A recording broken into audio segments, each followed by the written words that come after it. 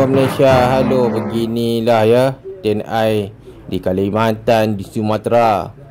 Negara China telah menghantar syarikat-syarikat untuk mencari gali dan pembalakan di Indonesia.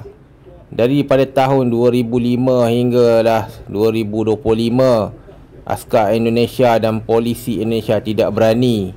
Endon dan Thai dua negara besar tetapi sangat lemah. Mereka ni boleh Malaysia jajah dalam tempoh beberapa hari lah, ataupun dalam tempoh setahun. Memang kita boleh jajah lah Thailand dengan Indonesia ni. Thailand pun macam Indonesia sama lah. Dua negara ni bersekutu. Kalau anda nak tahu, pada saya tentera udara dan laut Endon memang tak kuat. Endon dia tak nak training dengan negara-negara besar sebab dia takut. Dia hanya training tentera darat. Endon kalau anda pergi ke YouTuber ke, anda boleh lihat lah macam mana tentera dia tentera dia macam tahun 50, 60, masih pakai orang kata warisan second hand lah. Senjata Endon beli juga kebanyakannya banyak lah, tapi yang murah lah, sebab Endon ni dia ni otak dia bodoh kan. Senjata Endon beli pula kebanyakannya mereka bila rosak mereka akan simpan lah. Mereka akan sorok sebab mereka tak ada duit nak beli alat ganti. Alat ganti kapal terbang ni mahal Malaysia pernah pakai Sukhoi sekarang alat ganti tu sangat mahal sebab Rusia pun dah tak pakai dah. Endon tak pernah upgrade senjata perang sejak mereka kalah perang dengan Malaysia. Mereka beli senjata-senjata seperti mortar, peluru, rifle pun mereka tak mampulah nak beli M4. Mereka buat sendiri. Lepas mereka pergi ke Belgium, mereka beli blueprint, mereka buat sendiri ataupun mereka copy lah. Aceh perang dengan Aceh pun Papua kalah Anda boleh faham lah. Aceh dengan Papua boleh buat Indonesia kalah lah. Inilah senjata Indonesia. Amat ketinggalan zaman, memalukan.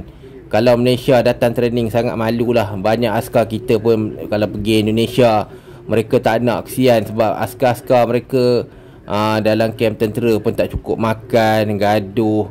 Yang datang training dekat tempat kita lompat daripada udara ke tanah pun kesian seluar koyak-koyak. Perang pada masa akan datang Malaysia akan guna benda-benda FPV drone lah. Kita tak macam Endon kan, dia suka beli kereta kebal, dia suka beli kapal terbang. Sedangkan kapal terbang tu setiap 6 bulan dia kena tukar dia punya chip tu untuk mengelakkan dia tak boleh terbang. Senjata 90-an pun Endon masih guna lagi. Endon banyak beli 2-3 tahun lepas masa zaman Jokowi, sebab pada masa tu dia ada dapat duit lah, duit daripada pendatang haram seluruh dunia hantar, dan Endon gunakan duit tu untuk membayar gaji dan juga membeli senjata perang. Macam duit Malaysia lah. Malaysia sebulan $6 billion kita hantar ke Endon. Arab dan Eropah sekarang ni pun dah beli drone lah. Malaysia pun ada, tapi kita tak nak lah sembang kita punya ada pun orang cakap untuk jarak mempertahankan diri. Macam Endon ni dia memang nak perang, lepas tu dia tak tahu bila perang duit banyak habis. Macam Malaysia, kita nak jajah negara lain, kita jadikan mereka ni babu. Bukan sebab kita nak jadikan mereka ni babu. Kerajaan Malaysia banyak duit. Cina-Cina kat Malaysia kaya sebab dapat pinjaman lah. Daripada mana duit tu datang? Daripada pelabuhan, daripada minyak, daripada cukai, zakat. Kau orang Melayu ni banyak koperasi. Navy Endon, mereka kalau perang pun mereka hanya tembak jauh lah. Kalau mereka datang dekat memang mampus lah. Macam Rusia kan, negara dia besar, kenapa dia tak boleh letupkan Ukraine? Sebab dia tahu undang-undang antarabangsa, tak boleh bunuh rakyat sendiri. Melaya kita perang laut macam ni lah. Tak berguna pun Endon kalau dia ada kapal besar, destroyer ke frigate. Mampus juga kalau kena dengan drone ATM. ATM pun sekarang ni dah hebat pergi kursus dekat Arab, pergi kursus dekat Turki. Sekarang ni Malaysia dah tak belilah besi-besi buruk. Malaysia dah pakai FPV drone Training pun makan masa bertahun sebab nak FPV drone ni dia pergi dan dia bunuh Dari segi keupayaan, ATM ada kelebihan lah. Kita darat, memang kita training akan datang macam ni lah. Macam ni lah Sky Endon akan mati je. Bukan saja Navy Endon, Tentera Udara Endon, kebanyakannya akan mati macam ni lah. Sian kan? Tapi nak buat macam mana, dah dia nak perang dengan kita. Kita pun peduli apa Endon ni. Kalau nak tahu, negara Endon ni antara negara yang paling bangsat lah di Asia. Mereka ni suka bergaduh, suka mencuri, lepas tu pergi mana suka tunjuk something. Semua orang tak suka lah. Anda tahu dekat Jepun, pendatang Aram Endon tak disukai oleh orang Jepun lah, sebab kurang ajar.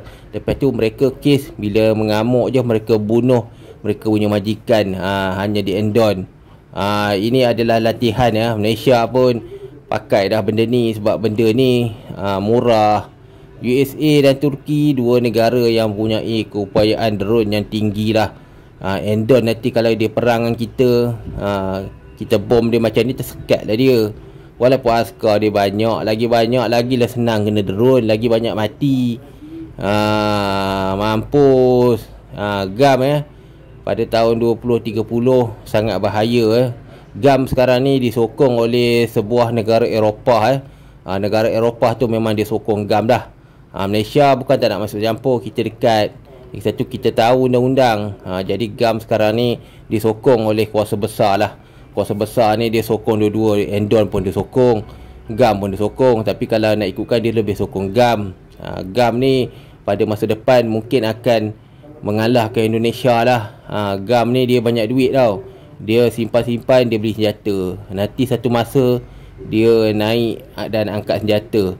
Indonesia dah tak kuat ya. Indonesia sejak tahun 2000, sejak Suharto mati, dah tak kuat. Apapun akhirnya Malaysia menang, Endon akan kalah lah teruk.